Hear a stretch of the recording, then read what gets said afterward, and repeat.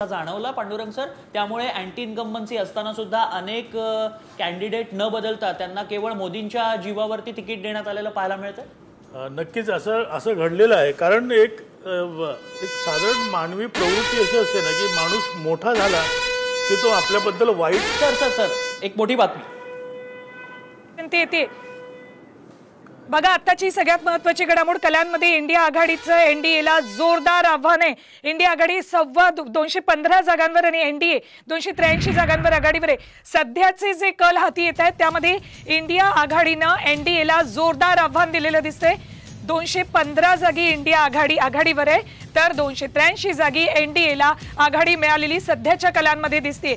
9:30च्या सुमाराला सध्याचं हे चित्र, हे कल इंडिया आघाडीनं एनडीएला जोरदार आव्हान दिलेलं दिसतंय आणि याचाच परिणाम शेअर बाजारात सुद्धा आपल्याला काही वेळापूर्वी दिसलेला आहे।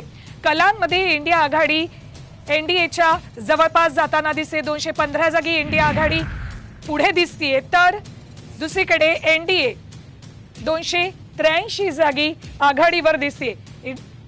एनडीए 283 जागी आघाडीवर आहे। कलांमध्ये इंडिया आघाडीनं जोरदार आव्हान एनडीएला